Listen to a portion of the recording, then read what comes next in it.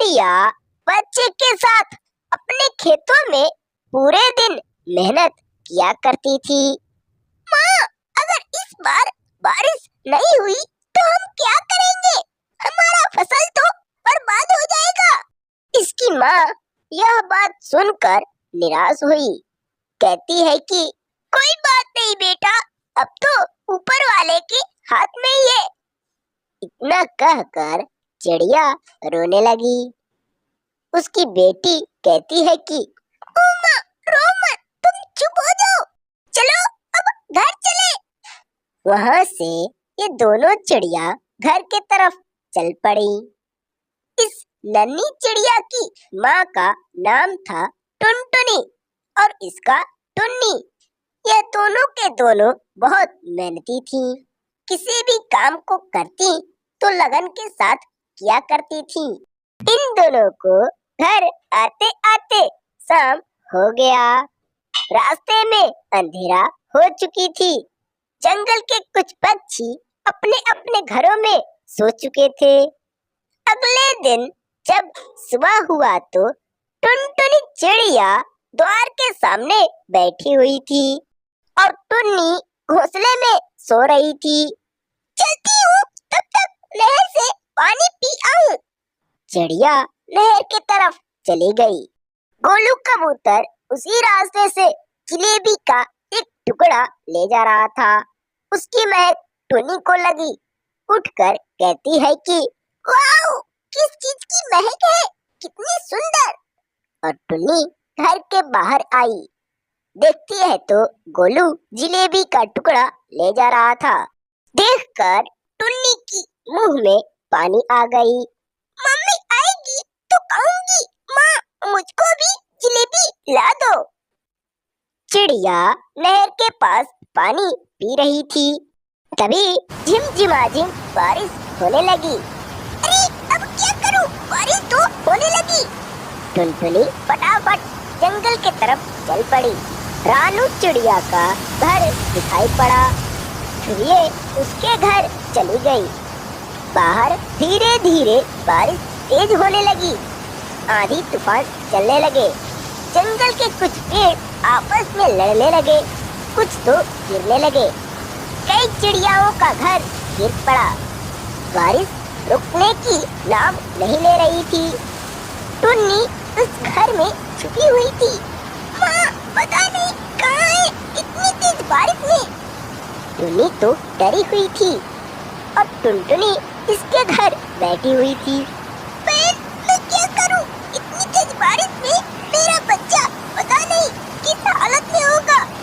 रानू कहती है कि तुम चुप हो जाओ बहन, तुम्हारा बच्चा सेफ होगा, ऊपर वाला रक्षा करेगा।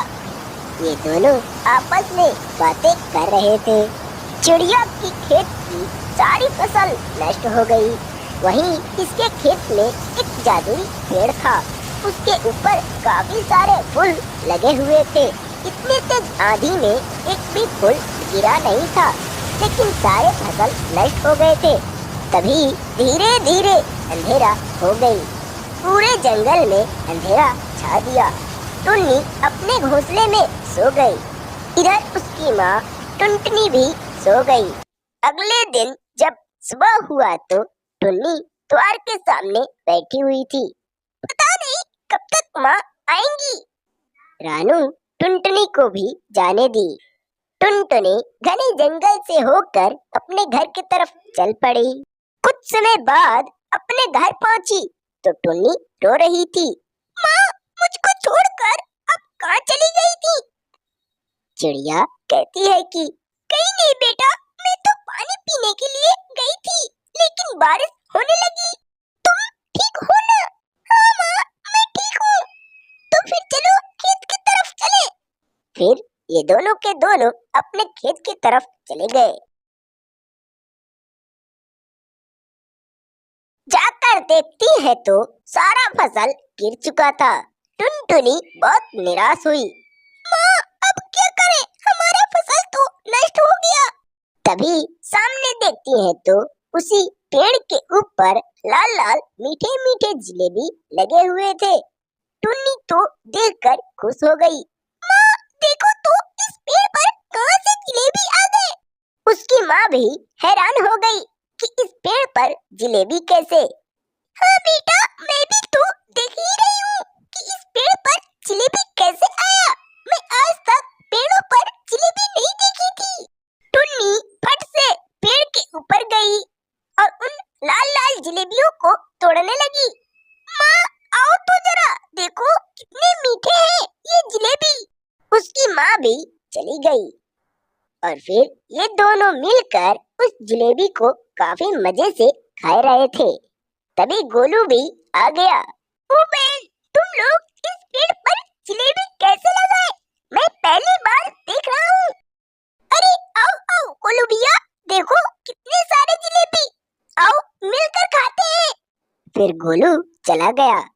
ये तीनों मिलकर उन जिलेबियों को खाने लगे। पूरे जंगल में काफी तेज झिमझिमाझिम बारिश हो रही थी। जंगल के सारे पक्षी अपने अपने घरों में छुप गए थे। उसी जंगल में एक गरीब टुनटुनी नाम की चिड़िया रहा करती थी। उसका घर इन्हीं बारिश के लहरों से टूट गया था। चिड़िया काफी रो रही थी। हे भगवान, मैं इतनी तेज बारिश में कहाँ जाऊँ? काफी रात हो गई है, बारिश खुलने की नाम नहीं ले रही है। मासूम चिड़िया उसी पेड़ के ऊपर बैठकर रो रही थी।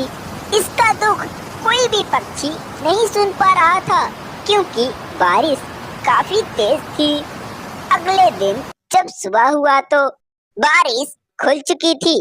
टुनटुनी चिड़िया अपने अंडे और घोंसले को देखकर बहुत रो रही थी। चिड़िया के दोनों अंडे फूट चुके थे। उसी रास्ते से जाते हुए एक गोलू कबूतर का नजर चिड़िया के ऊपर पड़ा। गोलू कबूतर उसके पास गया, कहा कि चुप हो जाओ बहन, हम पक्षियों को तो ऊपर वाला ऐसे ही सताता है। गोलू कबूतर चिड़िया को काफी समझाया। क्या करूं भैया, हमारा तो इसी बारिश में दोनों अंडे भी फूट गए। इसी जंगल में एक और रानू नाम की चिड़िया रहा करती थी। उसका घर काफी अच्छा था और मजबूत भी। रानू अपने खेतों में काफी सारे केले का पौधा लगाई हुई थी।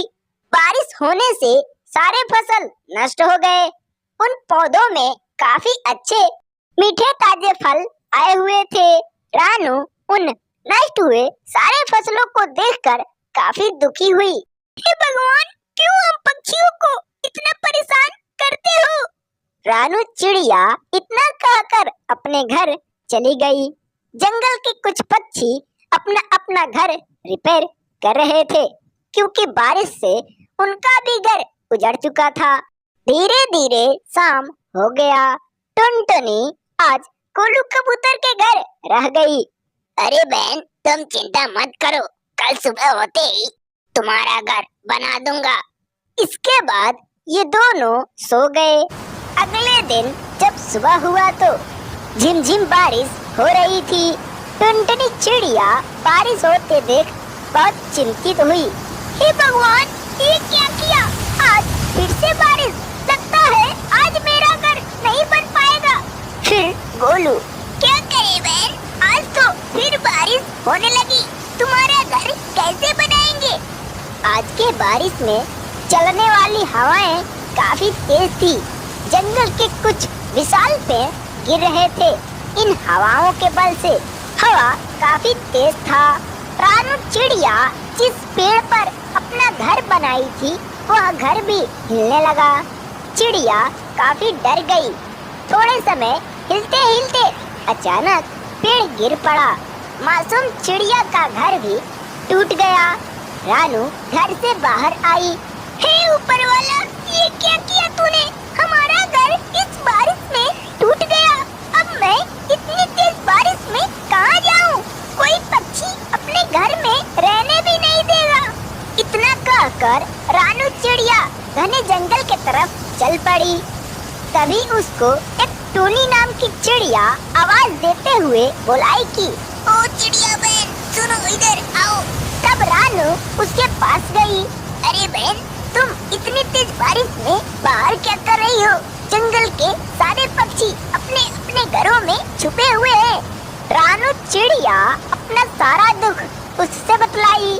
क्या करूं बहन, हमारा घर इस बारिश में टूट गया, इसीलिए हम दूसरे जंगल में जा रहे थे।